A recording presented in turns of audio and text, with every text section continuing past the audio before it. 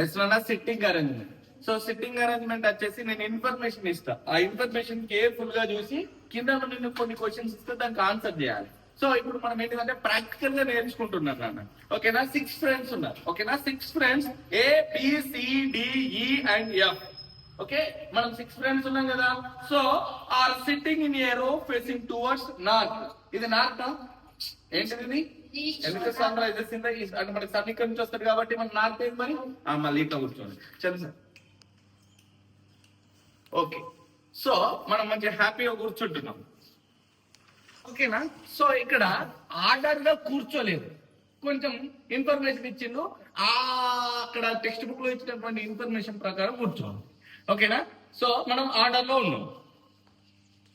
C is sitting between A and E. C is sitting between A and E. C అనేవాడు ఎవరి మధ్యలో కూర్చున్నాడు,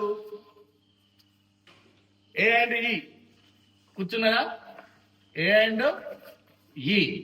ఓకేనా, ఓకే రైట్. ఇప్పుడు చికెన్ నువ్వు ఎందుకు వచ్చినావు? ఓకే ఇప్పుడు మనం ఈ అరేంజ్మెంట్ తోటి ఇన్ఫర్మేషన్ తోటి సెట్ చేసుకున్నాం. Next D is not at the end. D is not at the end. అంటే నువ్వు ఎండ్ లో ఉండద్దు. ఓకేనా, D ఆల్వేస్ అంటే రైట్ లో ఎండ్ ఉండద్దు, లెఫ్ట్ లో ఎండ్ ఉండద్దు. సో ఇప్పుడు D ఎక్కడికి రావాలి, ఈ మధ్యలో అయితే ఆల్రెడీ C కి మధ్యలో వీళ్ళిద్దరు ఉంటారు. ఓకే, వీళ్ళిద్దరు మధ్యలో C ఉంటాడు. సో D కి ఆల్టర్నేటివ్ ఆప్షన్ ఏడుంది, ఇక్కడనే ఉంది. సో చికెన్ ఉండేది, నువ్వు ఇక్కడ ఉండు.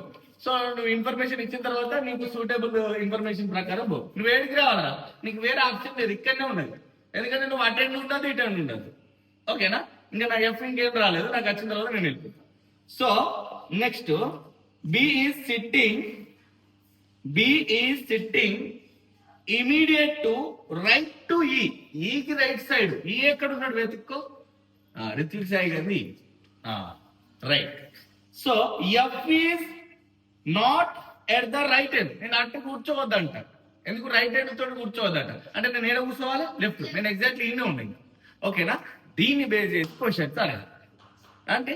ఓకేనా, ఇప్పుడు చూడండి. సో నేను ఎవరైతే అడుగుతానో డికి క్వశ్చన్ వేసిన అనుకో డి ఆన్సర్ ఇవ్వాలి.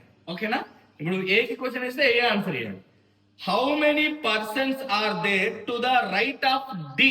D right raise hand raise. నీకు రైట్ సైడ్ ఎంత మంది మెంబర్స్ ఉన్నారు అని అడుగుతుంది. Very good. ఓకే, నెక్స్ట్ అంతే కదా, 1 2 3 4 కరెక్ట్ చేసింది.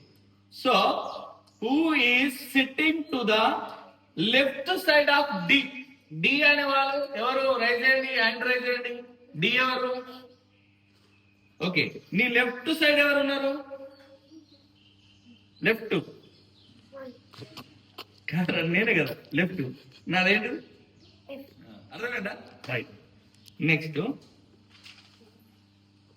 Who is immediate left of C. C ఎవరు, నీ లెఫ్ట్ లో ఎవరు ఉన్నారో అని అడుగుతున్నా. Very good. రైట్ లో ఎవరు ఉన్నారు, very good. Next who is at the right end. అర్థమైందా, ఇప్పుడు అర్థమైందా ఈజీగా? రైట్, ఇది concept. Thank you for watching. Please subscribe my new channel.